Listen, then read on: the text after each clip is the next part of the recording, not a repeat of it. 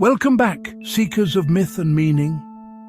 In our last lesson, we explored the war of light and darkness, the eternal dance between creation and destruction. Today, we step into one of humanity's most timeless obsessions, immortality. For as long as humans have dreamed, they've feared one thing above all, the end of the dream itself. So they created legends that could outlive death. This profound awareness of mortality has ignited a timeless, burning question. Must it be so? From ancient kings to forgotten gods, the desire to live forever has been the silent engine shaping entire civilizations. It is a dream woven into our oldest stories, carved into our grandest monuments, and whispered in our most sacred rituals. This is not merely a quest for more years, but a profound rebellion against the very nature of our existence, a search for meaning in the face of oblivion. Perhaps the first and most poignant telling of this quest comes from ancient Sumeria, etched into clay tablets. They told of Gilgamesh, the mighty king of Uruk, 2/3 god and 1/3 man. His power was immense, but his heart was broken by the death of his beloved companion, Enkidu. Staring into the face of his friend's demise, Gilgamesh saw his own.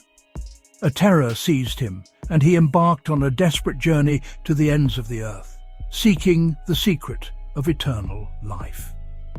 His quest led him across the waters of death to find Utnapishtim, the one man granted immortality by the gods. He found it at the bottom of the sea, but in a moment of carelessness, a serpent stole it away. Gilgamesh was left with nothing. He returned to Uruk empty-handed, but with a profound realization. His story became humanity's first great reminder. Physical immortality may not be meant for mortals. Instead, he found his eternity in the great walls he had built, in the civilization that would outlive him. His legacy was his immortality. While the Sumerians found immortality in legacy, a different dream took root in the fertile black soil of Egypt. Theirs was a vision not of avoiding death, but of mastering it.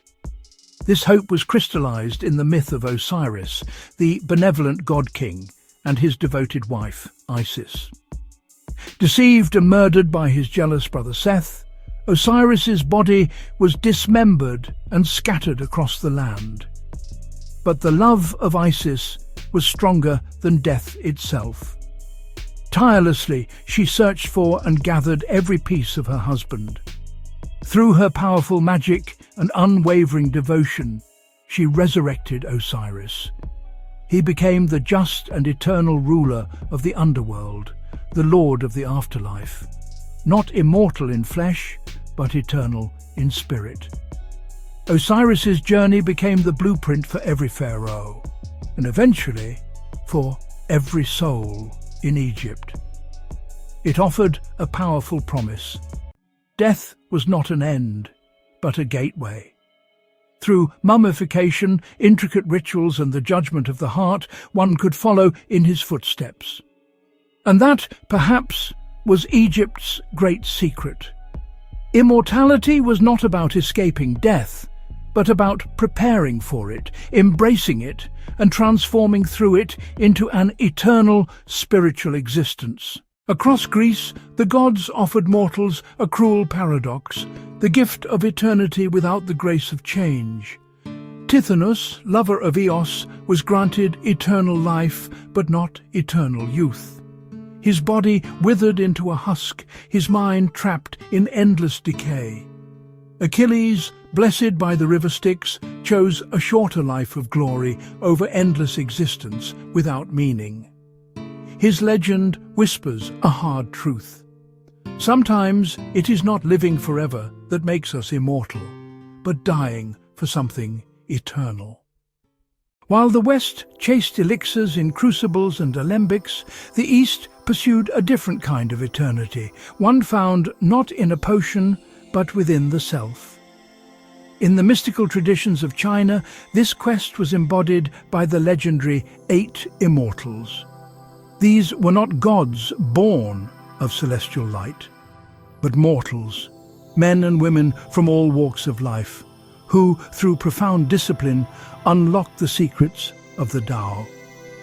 They learned to live in perfect harmony with the universe, mastering the flow of qi, the vital life force that animates all things. Through meditation, specific diets, and ethical living, they cultivated this energy not to preserve their flesh, but to refine their spirit. Theirs was an internal alchemy. The body was the laboratory, the breath was the bellows, and the spirit was the base metal to be transmuted into gold.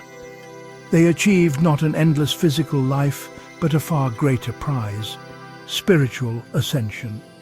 This was transcendence beyond the mortal plane, a state where the conscious mind, the Shen, was so purified that it no longer required a physical vessel. It was the freedom to merge back into the cosmic flow of the Tao, achieving an immortality of pure awareness, unbound by the limitations of birth and death. Meanwhile, in the vibrant spiritual landscape of India, a parallel concept arose from the ancient Vedic scriptures: Amrita, the divine nectar of immortality. This sacred dew was not a substance to be drunk for everlasting youth, but a profound metaphor for enlightenment. It represented the ultimate realization of the Atman, the individual soul, as being one with Brahman, the universal consciousness. To taste Amrita was to achieve moksha, liberation from the endless cycle of reincarnation. It was the promise of eternal awareness, not endless breathing. The myth of its origin, the Samudra Manthan, tells of the gods and demons churning the cosmic ocean for 1,000 years to produce it. This epic struggle wasn't just a celestial war. It was a symbolic representation of the inner battle that every human faces.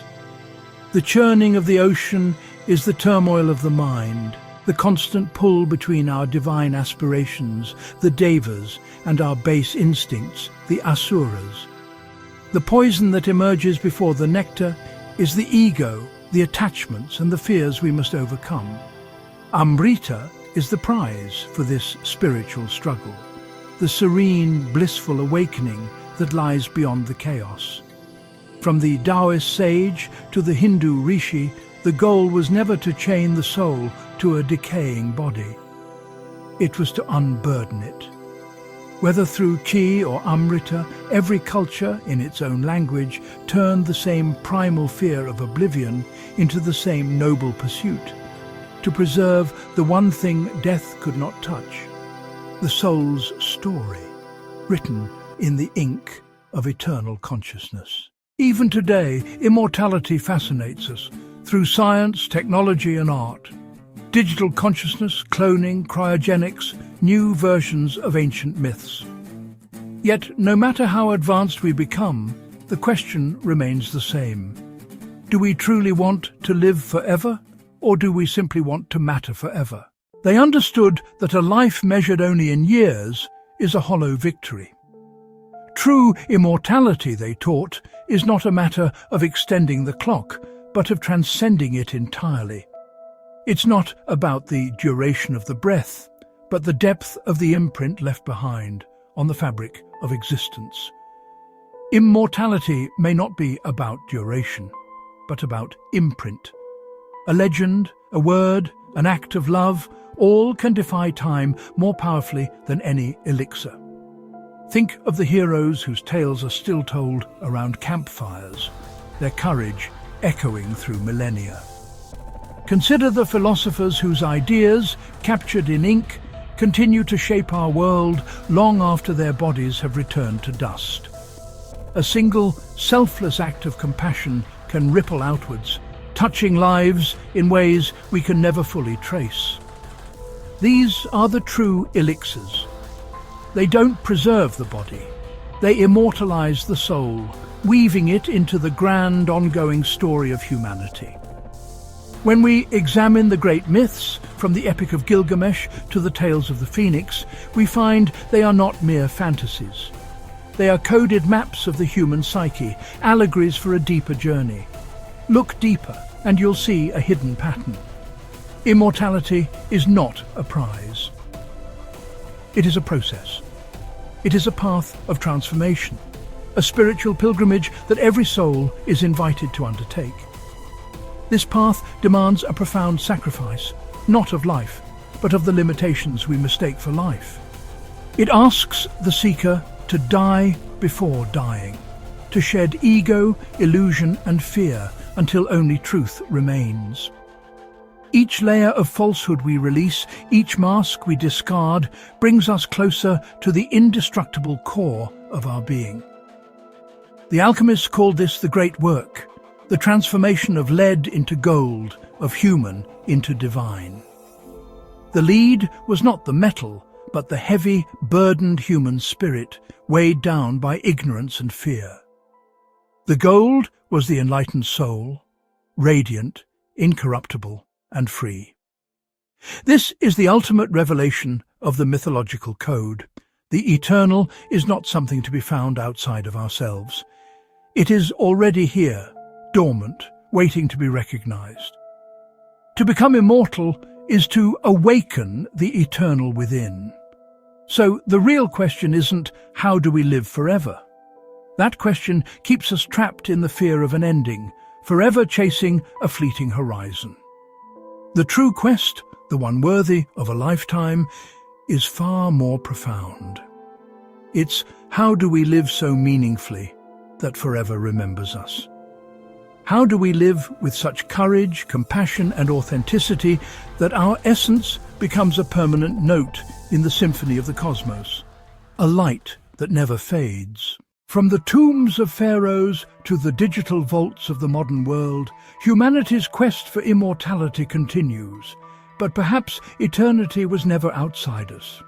It has always been within the spark that questions, creates, and remembers. Thank you for watching this far. Until then, keep questioning, keep seeking, and keep the flame of myth alive.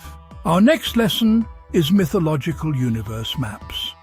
Until then, keep questioning, keep seeking, and keep the flame of myth alive.